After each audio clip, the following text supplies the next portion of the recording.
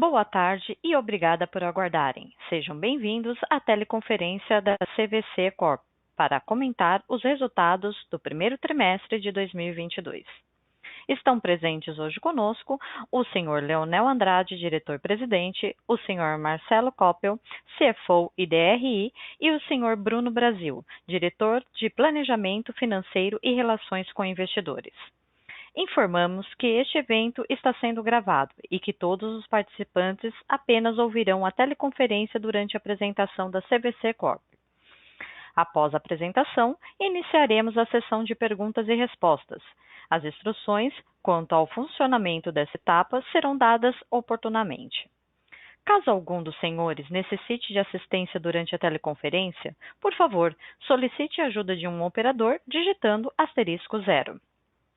Este evento também é simultaneamente transmitido pela internet via webcast e pode ser acessado no endereço www.cvc.com.br/ri. Via webcast, os senhores poderão controlar a seleção dos slides e também poderão fazer o download do arquivo. O replay deste evento será disponibilizado logo após o seu encerramento.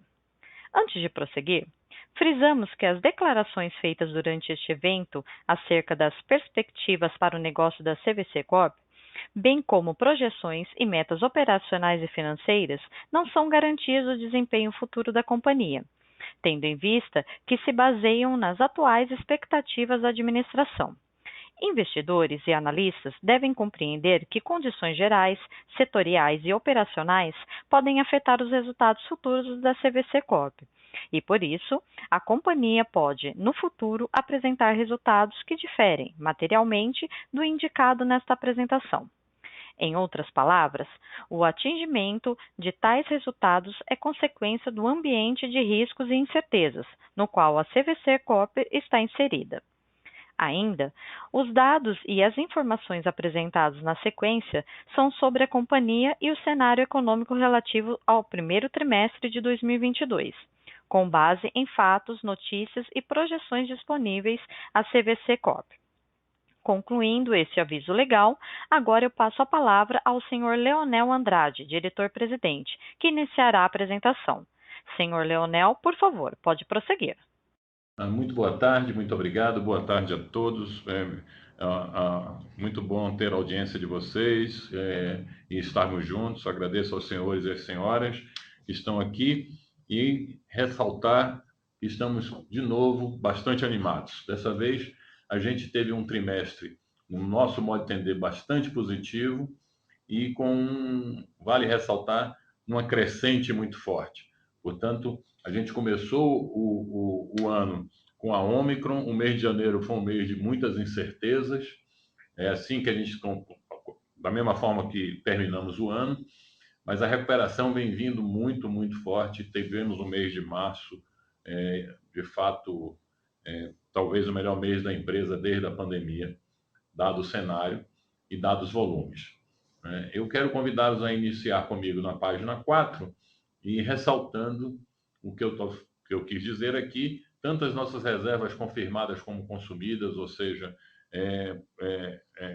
o movimento efetivo da companhia crescendo acima de 100%, mais do que o dobro de um ano atrás, o que mostra claramente a retomada muito forte no nosso caso.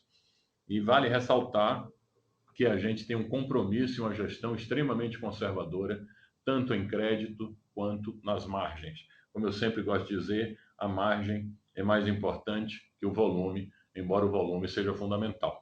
Então, tenho muito orgulho do que foi feito nesse trimestre em termos de margem. O mercado de turismo normalmente não fala de margem, só fala de volume, e a gente tem as duas coisas muito bem performadas, vendendo de forma muito adequada. E também sendo muito conservador no crédito, tanto na pessoa física como no crédito no B2B. A gente poderia ter vendido bem mais e pode acelerar, mas a gente prefere, de fato, ter uma gestão conservadora muito bem equilibrada, com margens muito positivas. Um reflexo disso está no nosso EBITDA, que foi positivo. Eu acho que ainda é um EBITDA de recuperação, não é algo para ser comemorado pura e simplesmente, mas mostra que a empresa está evoluindo satisfatoriamente, que a gente tem muito controle da operação. Então, do ponto de vista da pandemia, foi sem dúvida um trimestre para ser muito bem visto. E o melhor é que continua o ritmo tão forte ou até maior, a gente vai falando, e provavelmente vamos ter pela primeira vez 2 trimestres consecutivos de crescimento. Dois trimestres muito fortes, e desde a pandemia, do início da pandemia, isso não acontecia. Se puderem passar para a próxima página, na página 5, eu vou também falar muito rápido. Nós estamos comemorando esse mês de maio, é um mês de muito investimento da empresa, comemorando os 50 anos da CVC, é um marco histórico. A nossa CVC é a top of mind e agora, conforme eu tinha, inclusive, de certa forma, adiantado no call passado, muito investimento. Acho que agora é a hora certa.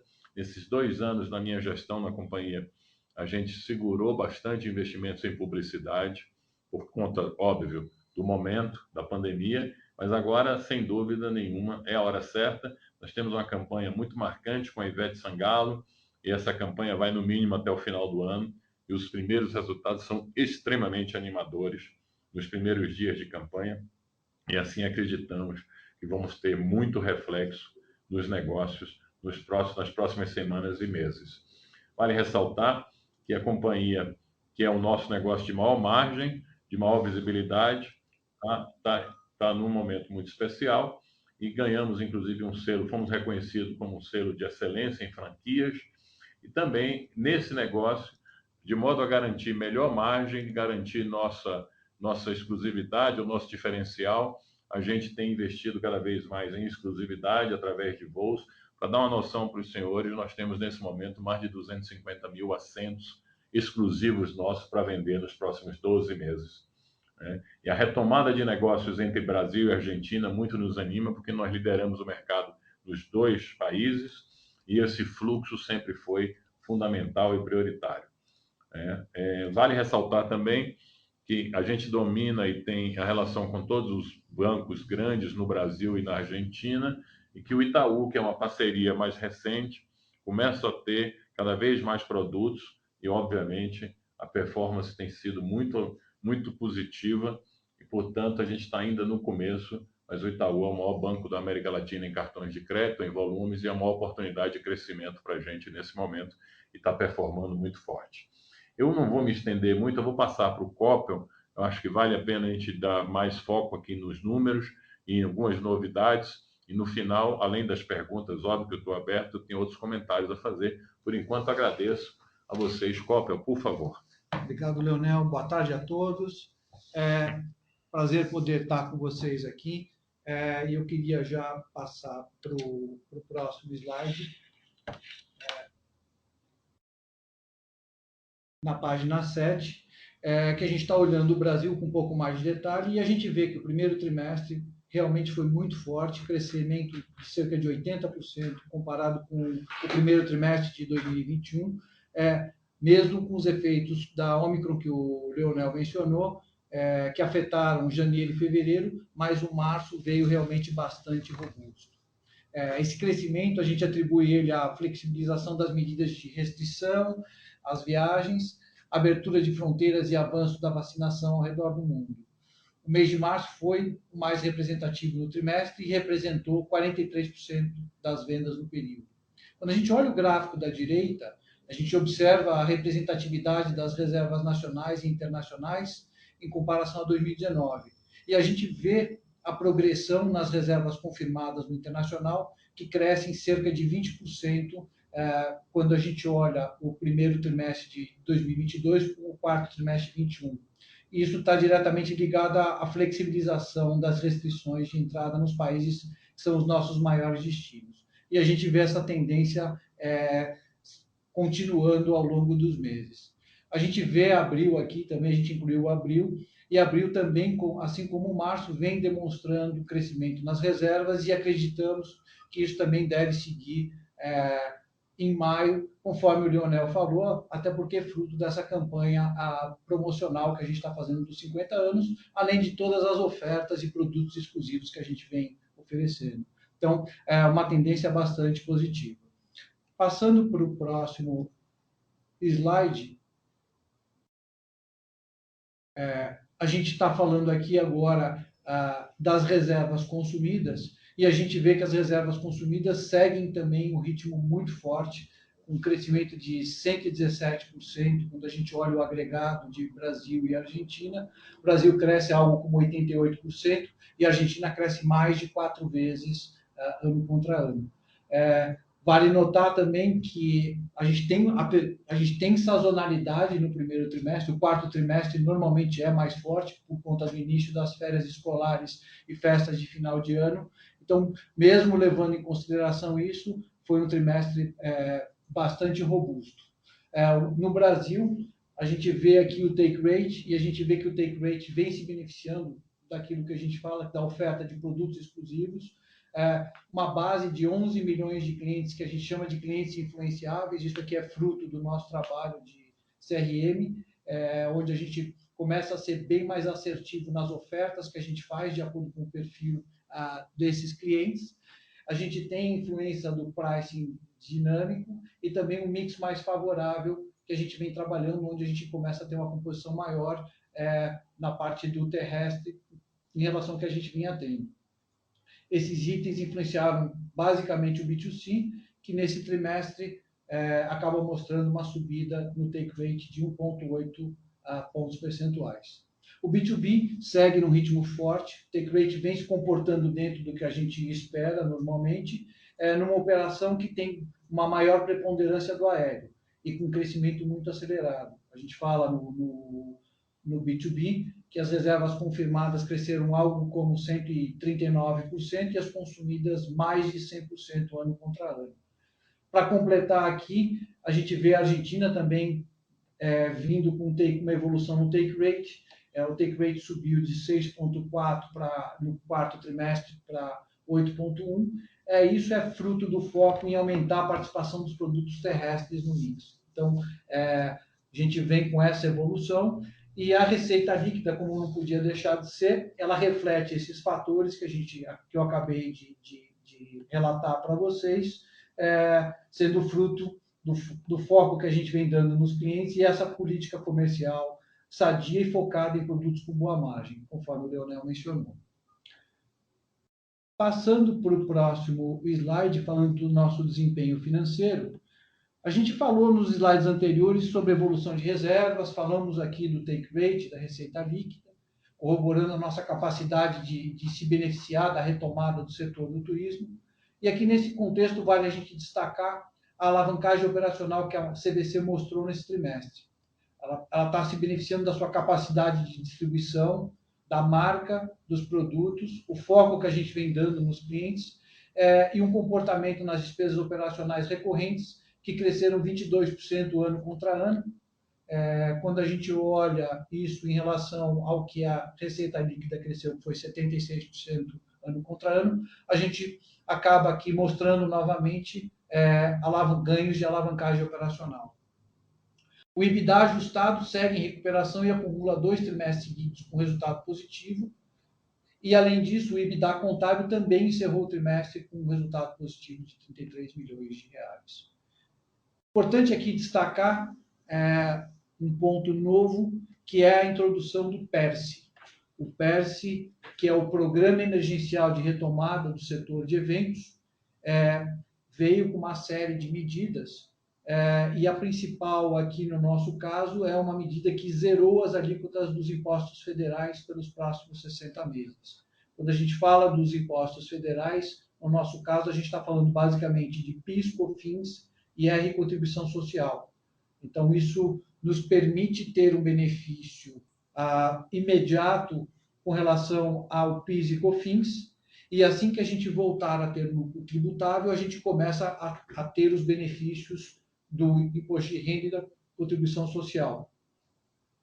Por conta dessa alteração nesse trimestre, e só nesse trimestre, nós tivemos uma baixa de 62 milhões de reais de créditos tributários que seriam realizados durante o período de alíquota zerada e por isso que eles foram baixados. Esse evento é um one-timer, ele não vai acontecer novamente, a adoção dessa mudança tributária, e conforme eu mencionei, os benefícios virão ao longo dos próximos trimestres. Então, foi isso que impactou, foi uma das coisas que fez com que o nosso prejuízo líquido chegasse a 167 milhões de reais. 62 disso são decorrentes desse ajuste de adoção do PERSE. Passando para o slide seguinte, no slide 10, a gente fala do fluxo de caixa, e ele, no primeiro trimestre do ano, segue refletindo os esforços e comprometimento da companhia com a gestão de caixa e os investimentos nos projetos de digitalização. Vale destacar que o Conselho de Administração da companhia aprovou ontem, no dia 10 de maio, a sexta emissão de debêntures no valor de 995 milhões de reais, com vencimento em 2025.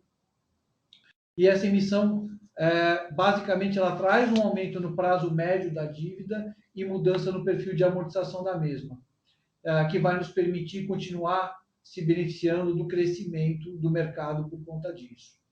Ainda nesse trimestre, o capital de giro foi beneficiado pela operação de antecipação de recebíveis, que no período teve ingresso líquido de cerca de 600 milhões de reais. Mas realmente o importante é a gente destacar essa aprovação das debêntures que a gente teve ontem por conta do Conselho de Administração. Passando agora para o slide 11, a gente fala do endividamento. O endividamento o endividamento líquido ele segue basicamente estável. A dívida nossa é influenciada pelo crescimento do CDI, mas ela vem se beneficiando da gestão de liquidez através dos nossos recebíveis de cartões de crédito. Então, isso é algo que a gente vem monitorando e gerindo muito de perto, e com esse alongamento do prazo médio da dívida e na mudança de perfil de amortização, deve nos permitir continuar crescendo e se beneficiando dessa retomada do mercado. Com isso, eu concluo aqui a minha parte e gostaria de passar de volta para o Leonel, para ele poder continuar aqui fazendo as considerações dele. Muito obrigado, Copa. Eu estou na página 13, é muito mais aqui para dar um pequeno resumo.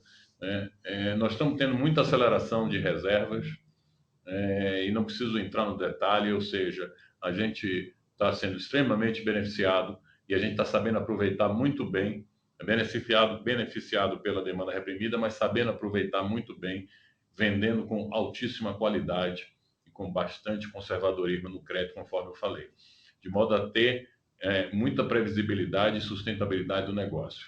A nossa retomada de eventos também começa a nos ajudar, porque agora começa a ter muito evento corporativo.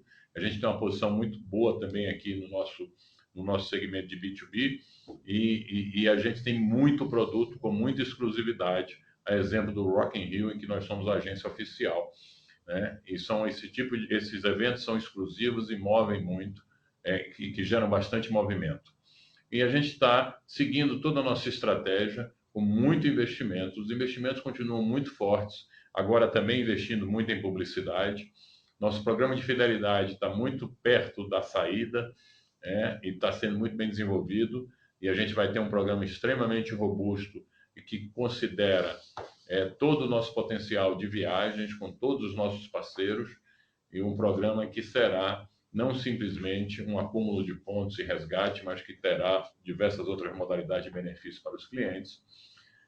E também as nossas lojas com layout novo, têm se mostrado de uma produtividade muito mais forte, estão cada dia, toda semana tem mais uma, 2 lojas novas, de modo que esse programa de expansão da nossa rede para o novo modelo tem andado muito bem, e a nossa dívida reestruturada nos permite, conforme o Copo falou, nos permite ter confiança, muita confiança do nosso crescimento, da viabilidade do crescimento com a nossa capacidade de sustentá-lo. Portanto, eu vou abrir para perguntas e no final, estamos abertos a perguntas e no final eu volto a fazer qualquer comentário. Agradeço aos senhores e senhoras.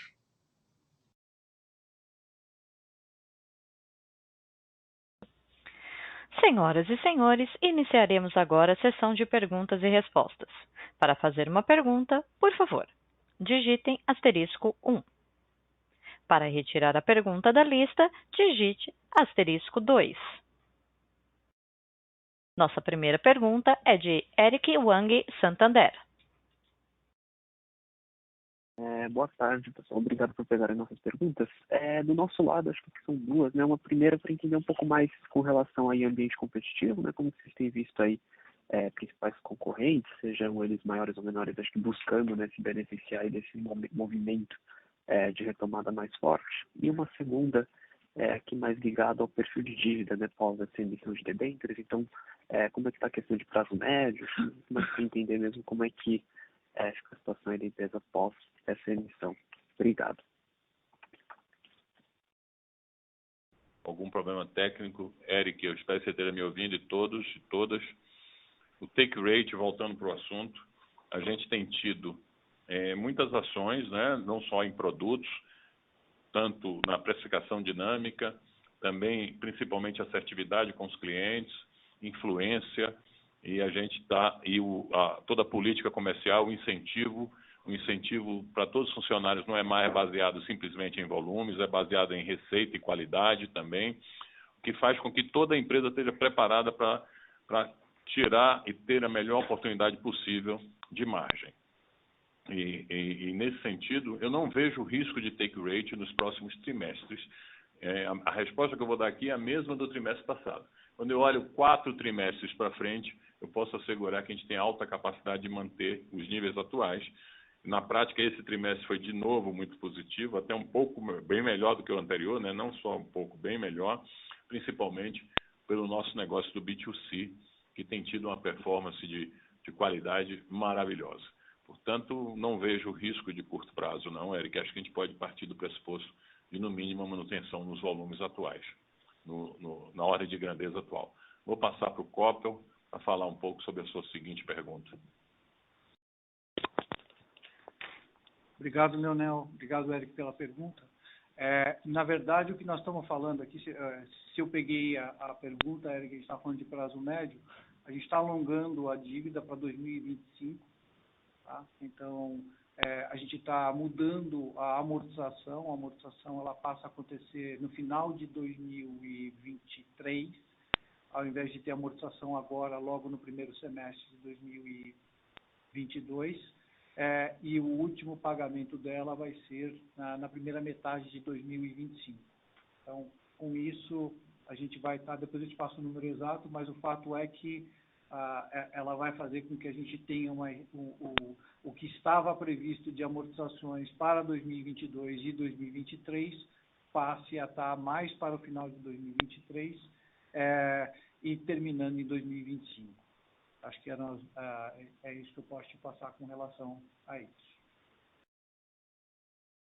Obrigado, Coppel, Leonel. Acho que só a primeira pergunta, Leonel, acho que provavelmente o começo da sua resposta é ter cortado, a gente pegou a parte do take rate, mas a primeira parte, provavelmente sobre ambiente competitivo, a gente acabou não ouvindo. Não sei se foi ali questão da conexão ou se a minha pergunta também acabou cortando, mas se puder comentar um pouquinho, a gente agradece. Sobre o ambiente competitivo, só um minutinho.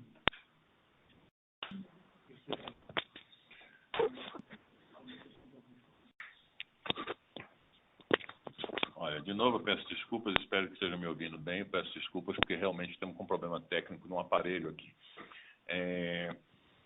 Eu acho que o nosso ambiente competitivo, ele está, de certa forma, nos ajudando quando a gente vê uma concentração maior e uma fragilidade muito forte das operadoras pequenas e médias. A retomada prejudica muito, a retomada muito forte significa uma grande necessidade de caixa, então nós temos uma posição favorável para nós, mais um vento a favor aqui. Por outro lado, tem um ponto também que chama muita atenção, a gente prefere ser mais conservador, conforme eu falei, a gente podia estar vendendo inclusive mais, tanto no B2B como no B2C, mas nós não vamos abrir mão da nossa margem nem da nossa saúde de crédito. E eu tenho visto muita gente vendendo sem fazer muita conta, mas isso não segura por muito tempo, isso não perdura, porque no fim do dia o que manda é a sua margem e a sua rentabilidade.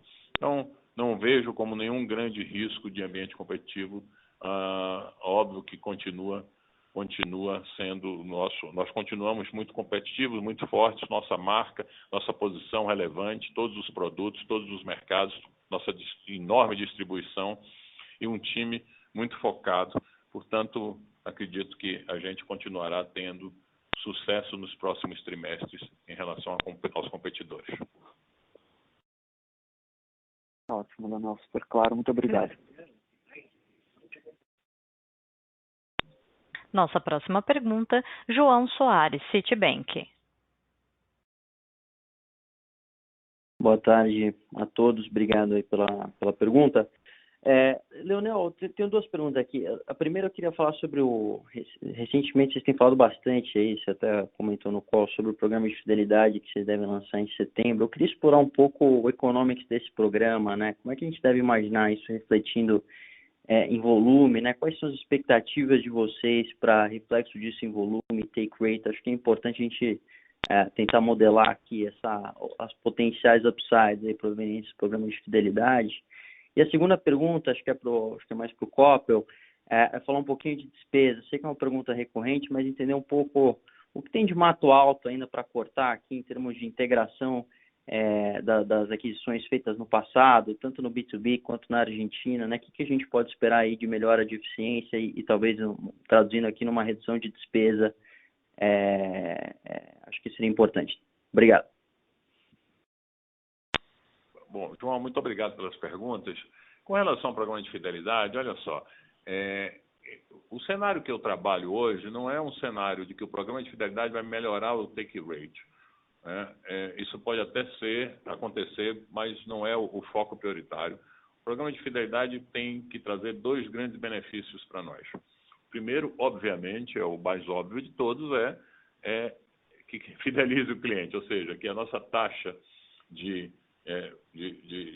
conversão e de recompra seja significativa. Eu não tenho dúvida de que isso, o programa de fidelidade bem feito vai ajudar bastante. E que com isso você diminui o custo de aquisição de novas vendas. Mas um outro ponto fundamental, que eu acho que é um diferencial enorme, é que um programa de fidelidade bem feito traz dinheiro na frente. É uma maneira da gente conseguir trazer recursos para a companhia e diminuir a pressão sobre o caixa, né? Então, o programa de fidelidade sempre traz um acúmulo na frente, o cliente vai acumulando para depois resgatar. E a gente tem sempre esse delta de spread, e isso pode configurar uma mudança muito importante para a companhia, dado que hoje o nosso modelo de negócio pressupõe sempre que a gente precisa ter caixa. Nesse momento, inclusive, conforme eu falei antes, isso está nos ajudando em relação aos competidores, né? Mas não é um modelo ideal, e o programa de fidelidade deve ser um maior diferencial para isso. Mas falar agora para você de números ainda é um pouco cedo, a gente está finalizando. Eu acho que a gente não dá guidance, você sabe, mas seguramente posso te garantir que o nosso programa de fidelidade não é um programa de marketing, ele vai ser uma unidade de negócio com P&L, buscando ter sua própria sustentação. Eu vou passar para o Coppel, por favor.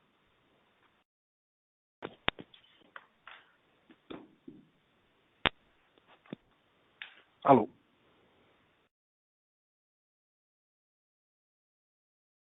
Oi. Pode seguir, Coppel.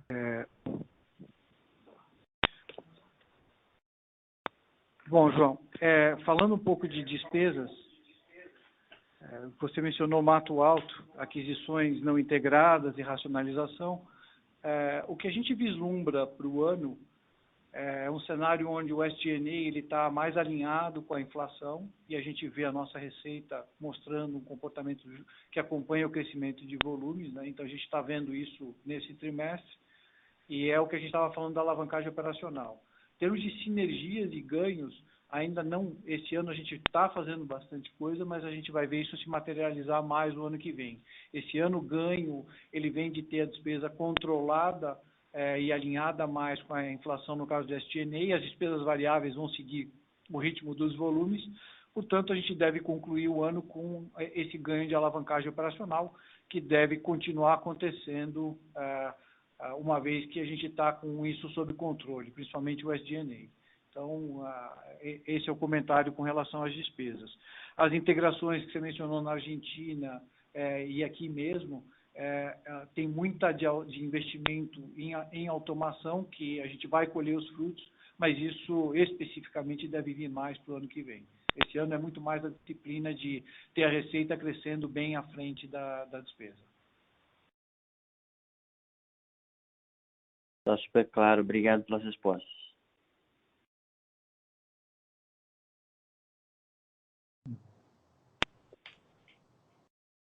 Nossa próxima pergunta é de João Paulo Andrade, Bradesco BBI.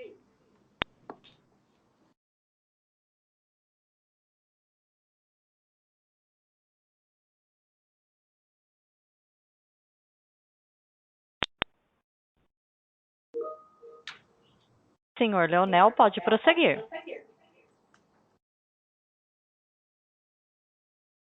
Vou pedir para repetir a pergunta, João.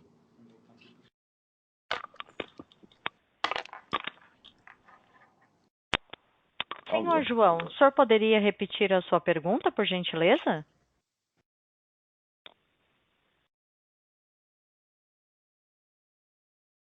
Não estou ouvindo. Senhor João, o senhor nos ouve?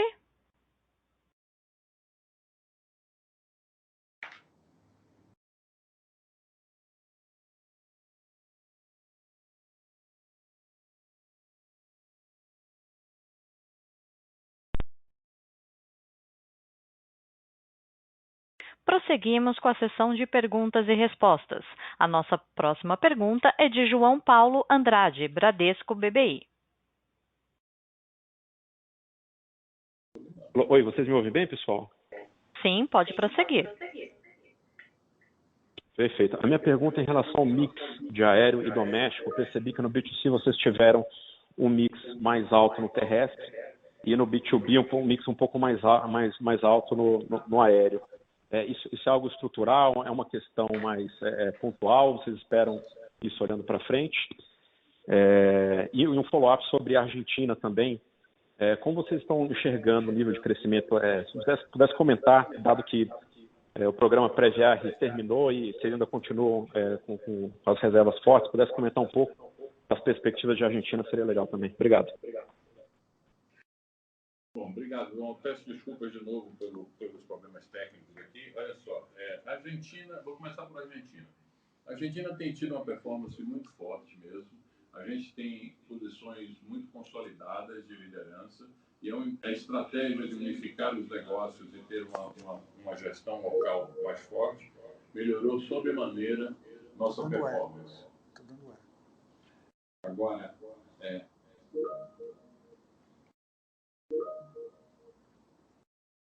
bom, de qualquer forma, lá eu acredito que a gente vai continuar performando nesse nível e o principal foco tem sido uma melhoria de take rate.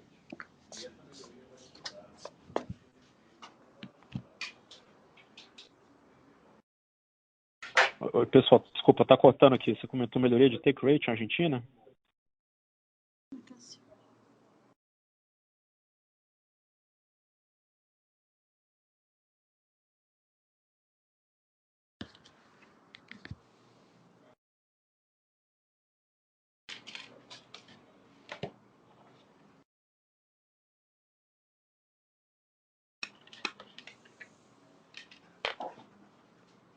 Senhor Leonel, pode prosseguir.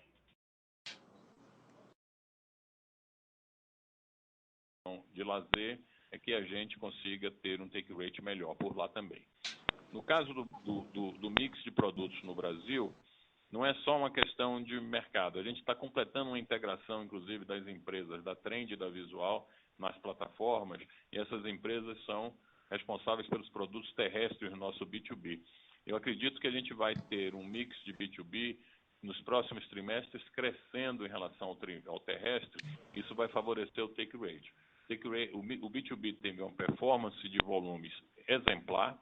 Conforme eu falei, não melhor porque a gente prefere ser conservador em crédito, mas uma performance exemplar. E agora o foco vai ser, através da distribuição, fazer o take rate crescer dentro do mix dos novos produtos. A partir de julho, eu não tenho nenhuma dúvida de que isso vai acontecer, porque as plataformas vão estar muito mais integradas e os produtos da Trend, principalmente, vão estar integrados para a venda. Então, tudo junto, acredito que a gente vai continuar tendo uma performance de take rate muito forte.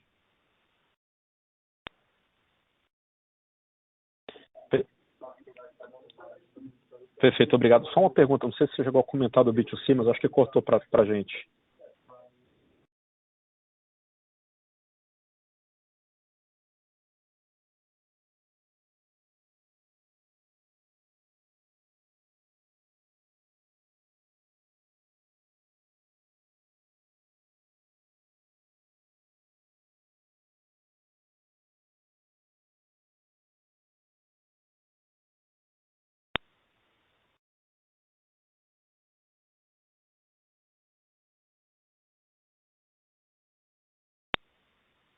Por gentileza, aguardem.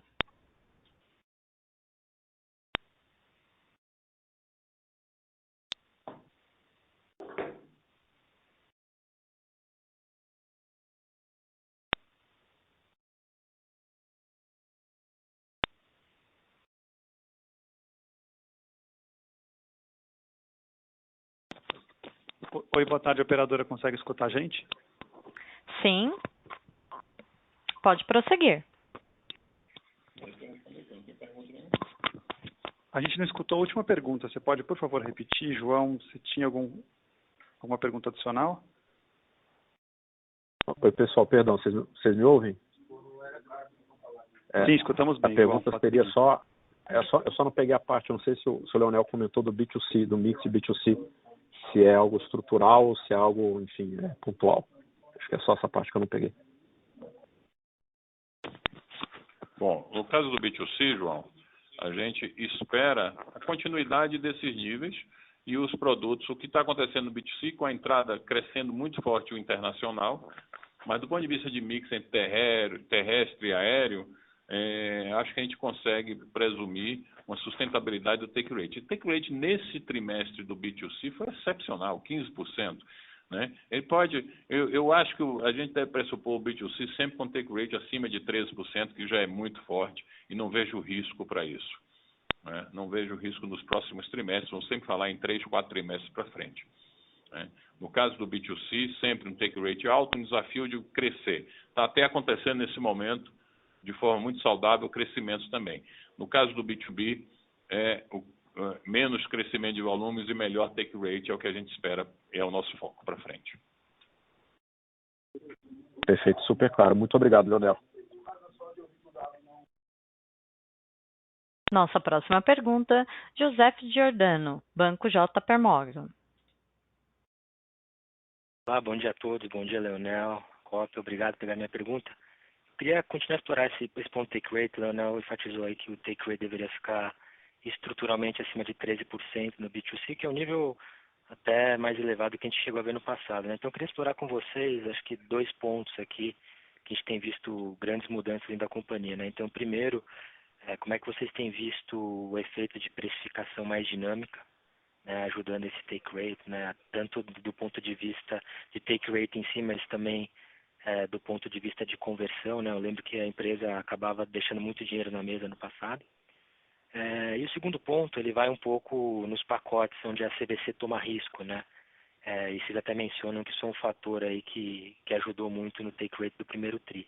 Então, olhando para o approach, né? Antigamente tinha um approach muito errático, era cost plus e trabalhava muito pouco yield. Como é que vocês têm notado a diferença, né, também na precificação dinâmica nesse tipo de produto e como isso tem impactado a rentabilidade como um todo? Obrigado. José, obrigado pela pergunta, cara. A boa notícia aqui é que a precificação está evoluindo, mas ela não tem ainda grande influência no número total do take rate. Né? A precificação já está dinâmica e consistente para todos os produtos exclusivos, principalmente aqui no caso os aéreos, principalmente o que se chamava antigamente de fretamento. A precificação também já está muito forte com os hotéis, mas ainda podemos dizer que é só o começo. Do ponto de vista de take rate, acho que nesse momento nós temos um conjunto de fatores. A precificação dinâmica, sim. Novos produtos, principalmente não só comprar bem, mas principalmente saber adequadamente, através da utilização da precificação e da utilização do CRM, colocar o produto certo em cada destino, origem, destino. É óbvio que o que você chamou de pacotes, mas que nós chamamos basicamente de produtos exclusivos, contribuem muito. E é claro que nesse momento as passagens aéreas estão absurdamente caras, todo mundo sabe, né, para o consumidor, e à medida que a gente tem os nossos voos exclusivos, a gente consegue oferecer condições extremamente melhores e como são exclusivos, isso fideliza bastante o cliente. Outro ponto fundamental no take rate, tudo isso que a gente foi plantando ao longo dos últimos anos, 2 anos, é um motor de influência, né? Cada vez mais forte, saber oferecer o produto certo para a pessoa certa, e aí a junção do CRM com plataformas fazem com que a gente se torne cada vez mais competitivo. Eu sempre digo, a gente sempre foi a empresa que mais conhece turismo no Brasil, a gente está se tornando também a empresa que mais conhece turista. E talvez nesse momento tão ou mais fundamental, os incentivos corretos e uma nova maneira, não só cultural, mas de incentivo comercial, de se olhar para isso com toda a atenção. Então, como eu falei, ninguém mais, nenhum executivo, nenhum funcionário ganha dinheiro na companhia simplesmente por volume de vendas, né? E isso é mais importante agora que a gente tem um aumento de custo financeiro muito grande, né? A gestão do take rate e a gestão financeira são muito mais preponderantes agora, com a taxa de juros crescendo do jeito que cresceu, e a gente ainda tem a cultura do parcelado sem juros no Brasil, né? Portanto, a empresa que não olhar para isso é impossível que ela tenha boa performance, né? Talvez, Joseph, é isso que isso significa. Quando eu falei acima de 13%, seguramente a gente tem toda a capacidade no B2C de manter olhando os próximos trimestres, né? Nós não vamos, hora nenhuma, vender a qualquer preço ou vender sem qualidade. Isso eu posso te assegurar. Então, não sei se eu respondi bem, estou à sua disposição. Obrigado. Deu sim, Leonel. Muito obrigado. E é isso. Nossa próxima pergunta será via web, do senhor Enzo Mogno. Caros, tudo bem? Parabéns pelos resultados. Consegue me dar um cheiro da oferta? Qual deve ser os juros da debênture? Quais serão os bancos estruturadores da emissão?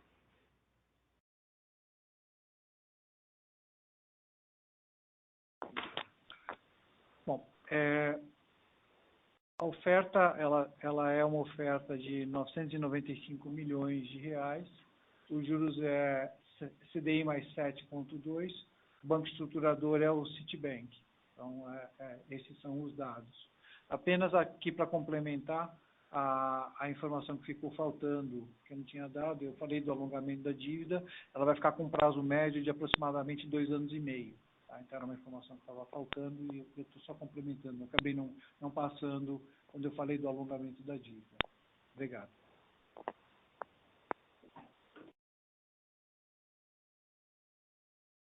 Obrigado.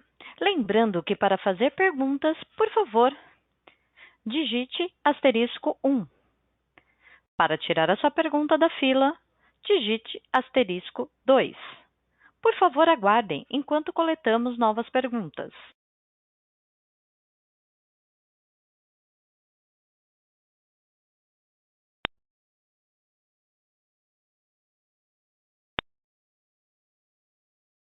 Nossa próxima pergunta é de Antônio.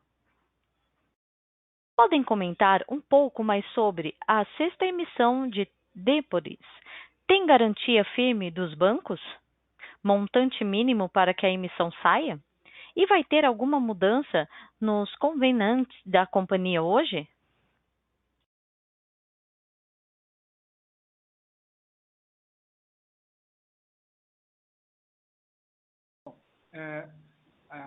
A gente vai estar falando com o mercado nos próximos dias. Tá? A gente começa a falar com o mercado na sexta-feira e vamos estar em roadshow então na sexta e na segunda-feira.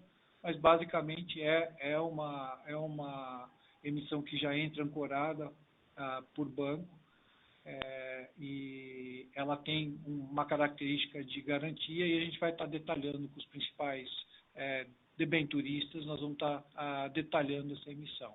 Então, mas é algo que vai nos permitir, como eu falei anteriormente, o Leonel também, continuar nos beneficiando desse crescimento que a gente está vendo no mercado. Então, algo importante para a companhia e bastante atrativo para os debenturistas.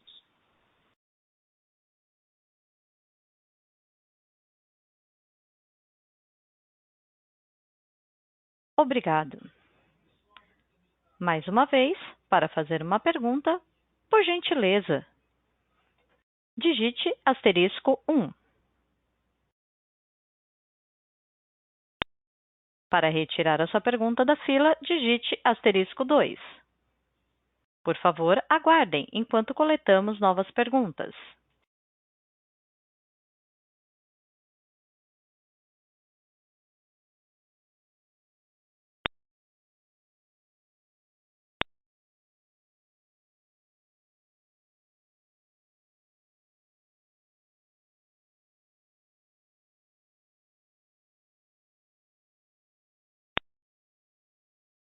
Como estão vendo a demanda para os próximos trimestres? O aumento dos preços tem impactado o volume?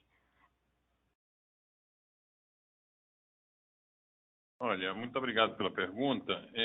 Nesse momento, o aumento de preços não tem impactado os volumes, até porque as companhias aéreas estão com altíssima ocupação e a gente tem com toda a sua frota disponibilizada. O que está acontecendo, não só no Brasil, no mundo todo, começa a faltar avião, né? Porque com o aumento, inclusive, dos petróleos, os aviões antigos se tornam inviáveis e aviões novos não têm tanta disponibilidade para todo mundo. Então, as companhias aéreas estão num exercício muito grande de malha, mas, óbvio, enquanto conseguirem estar com os aviões completamente cheios com o preço atual, elas vão continuar, e eu acho isso saudável para todo o setor, né? Claro que se isso vai prejudicar ou se isso vai impactar, a gente vai precisar de mais alguns meses. Eu acredito que até o meio do ano, até julho, a gente vai continuar sem grandes impactos, ou seja, os preços vão estar caros e as vendas vão continuar altas. Daí em diante, a gente começa a ter um cenário muito mais. Todo mundo já viajou, todo mundo já começou a matar a saudade das viagens, já reencontrou familiares pós-pandemia, e aí a gente começa a entrar no outro ambiente. É um ambiente que pode ser, sim, muito impactado pelo cenário econômico, a economia, o desemprego, a alta do dólar, o crédito escasso ou crédito muito alto, tudo isso que é o cenário econômico, macroeconômico, pode começar a ter impactos. Hoje a gente não vê, né? Para que nós, CVC Corp, que a gente consiga navegar bem dentro desse cenário desafiador, a gente tem investido tanto, né? Investido em produtos, investido em plataformas, modelos, principalmente influência, conhecimento de cliente, incentivos corretos, publicidade e também em pagamentos, meios de pagamento, hub de pagamentos, financiamentos, de modo que eu não acredito que a pessoa vai deixar de viajar simplesmente porque a viagem está muito cara, se a gente conseguir adequar produtos para ela e, eventualmente, as pessoas vão se adequar. Uma viagem de 10 dias vai virar uma viagem de 6 dias ou o que for, mas podem ter convicção de que a gente enxerga os próximos trimestres de vendas muito positivas e muito fortes e a gente protagonizando essa retomada, continuando no pique atual. Agradeço a pergunta. Obrigado. Nossa próxima pergunta é de Joseph Giordano, Banco JP Morgan. Obrigado pelo follow-up. Eu ia fazer uma segunda pergunta, me cortaram. A pergunta é para o Coppel. A gente tinha discutido aí ao longo dos últimos meses, talvez algumas ferramentas novas de financiamento da venda, né? Então, tentar sair um pouco, né, do modelo onde a empresa toma risco, você tem que precificar esses juros na sua curva de financiamento do produto e talvez tentar de alguma maneira originar empréstimo para banco, né? Até tentar tirar esse FII do boleto e o custo financeiro de antecipação da recebida da empresa. Eu queria entender como é que andam essas discussões hoje, acho que o Coppel, e aí também como é que a gente conseguiria casar talvez isso junto com o cartão CVC, né? Eu acho que a gente tem uma parceria, mas nunca foi algo muito relevante, né, para a empresa. Obrigado. Bom, em termos de meios de pagamento, a gente está investindo bastante no que a gente chama de marketplace de crédito. A gente está rodando com o piloto desde novembro, início daqui, e a gente deve estar adicionando novos parceiros a partir de final de maio, começo de junho, onde a lógica que a gente está trabalhando aqui é conseguir oferecer produtos de maior valor agregado, maior ticket médio para os nossos clientes, através do aumento de prazo, onde o cliente passa a comprar em parcelas iguais com juros. O nosso objetivo aqui é viabilizar a taxas competitivas esse financiamento para o cliente. A CVC não tem o objetivo de ganhar dinheiro com o marketplace de crédito. O objetivo nosso é facilitar a venda para os nossos clientes. Com relação ao equilíbrio disso, com relação às vendas, isso se pluga com produtos diferentes, produtos exclusivos e produtos que a gente pode estar, como eu falei, tendo um valor maior e o cliente podendo comprar isso financiado.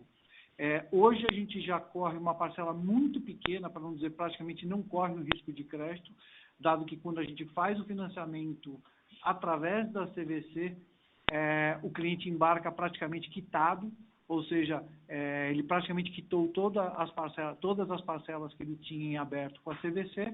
Quando o cliente financia num boleto sem juros com uma das nossas financeiras, o risco é imediatamente transferido para a financeira, portanto, o risco de crédito fica com a financeira, e as financeiras agora, com a entrada do marketplace, elas vão passar a oferecer o financiamento com juros e concorrer por isso, tá? Aqui ninguém vai ter a exclusividade, as financeiras, na verdade, concorrem entre si para ter o financiamento para cada das fichas que a gente manda para elas, tá? Então, é uma forma que a gente encontrou de gerar competitividade e taxas menores na ponta.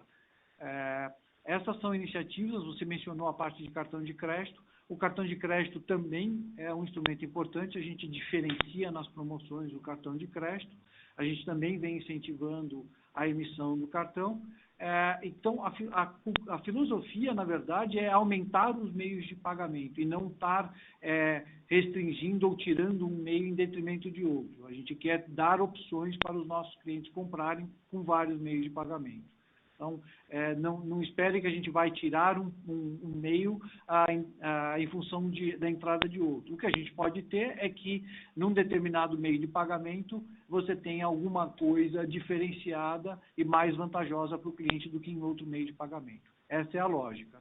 Espero que eu tenha conseguido cobrir os pontos. Perfeito. Só um follow-up, Cotto. Quando a gente olha para esse marketplace de crédito, né, que vocês estão criando, como é que funciona a dinâmica do capital de giro para a CVC? Né? Você vai ter alguma antecipação de recebível que você vai ter que pagar? Como é que isso vai funcionar? Porque acho que aqui pode ser talvez algo transformacional dentro dessa estrutura. Basicamente, a gente recebe na cabeça. Tá? O marketplace de crédito é um financiamento com juros. E ao financiar com juros, todo o risco de crédito e o funding é feito pela financeira que está por trás e que ganhou com a taxa mais competitiva. Então, a grande vantagem aqui é a alavancagem que você tem, porque o cliente ele não ocupa limite de cartão de crédito dele, toma o financiamento e ainda consegue viajar com a possibilidade de estar usando o cartão de crédito dele, e a financeira já com financiamento desde o momento zero. Então, é importante para nós, é importante para o cliente e é importante para a financeira. Tem um ganha-ganha aqui de todos, em função de estar podendo vender serviços agregados e tickets médios maiores. Perfeito, obrigado. Nossa próxima pergunta, Gabriel Leal, Itaú.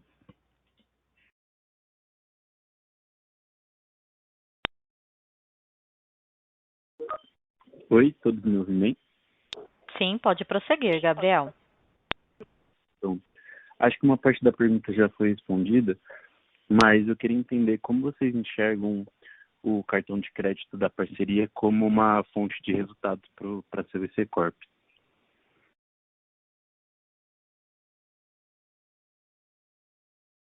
Oi, Gabriel, obrigado pela pergunta. O cartão de crédito além, evidentemente, de ele ser um meio de pagamento importante, ele é um meio de fidelização, tá certo? À medida que o cliente se conecta usando o nosso cartão de crédito, ele pode estar acumulando pontos, ele pode ter uma série de vantagens. Você vai gerando fidelização. Ele é muito menos um instrumento de gerar P&L para a companhia, muito mais um instrumento de gerar relacionamento e fazer com que o cliente esteja mais próximo da gente. Como eu falei antes, na resposta anterior, o cartão de crédito é um dos meios e a gente vai estar, sempre que tiver alguma alternativa nova e que a gente julgue interessante para os nossos clientes, a gente vai estar adicionando como meio de pagamento. Mas a gente enxerga ele hoje muito menos como algo para gerar P&L e muito mais para gerar conveniência e fidelização, recorrência conosco. Perfeito, muito obrigado. Encerramos neste momento a sessão de perguntas e respostas. Gostaria de passar a palavra ao Sr. Leonel Andrade para suas considerações finais. Por favor, pode prosseguir, Sr. Leonel. Bom, agradeço a todos. Eu quero só ressaltar em poucas palavras, ao completar agora 2 anos na gestão da empresa, acho que a gente está vivendo o melhor momento. E no call passado, aqui eu falei de 7 motivos para acreditar na companhia: melhor time de viagens do mercado, investimentos recordes, companhia 100% operacional, dívida líquida reduzida, alavancagem operacional muito forte, nesse trimestre também foi muito forte, mais de 25 milhões de clientes com alta influência e capacidade de gestão nossa. E o 7º motivo, que era o vento a favor, agora o vento está mais a favor ainda. Quando eu me referia de vento a favor, lá eu falava de demanda reprimida, a pandemia recrudescendo e as pessoas, todo mundo viajando e comprando e procurando, buscas por viagem explodindo. Mas agora, além da demanda reprimida, a gente tem também o PS, o programa de incentivo, que tem alta significância para nós na questão de impostos, tributária, e também agora com toda essa nova discussão da nossa dívida, isso tudo vai fazer com que a gente tenha uma capacidade muito maior. O vento que já era a favor começou a soprar ainda mais forte. E também quero ressaltar que essa companhia tem os seus acionistas extremamente comprometidos. Como eu sempre disse, quem salvou a CVC foram os acionistas que acreditaram e que já botaram bastante dinheiro aqui e que continuam dando todo o suporte, toda a crença no futuro do negócio. Do nosso lado, o nosso compromisso de longo prazo está começando a concretizar uma série de benefícios de curto prazo e eu não tenho nenhuma dúvida de que os próximos trimestres, os próximos meses serão muito mais fortes ainda e a gente tem toda a capacidade de continuar num ritmo e principalmente, escrevam isso, principalmente com muita qualidade da margem e muita qualidade no crédito. É bem melhor ser conservador para que a gente tenha, de fato, uma empresa previsível e sustentável. Agradeço a todos, contem comigo, estamos à disposição. Muito obrigado mais uma vez. A conferência de resultados da CVC Corp está encerrada.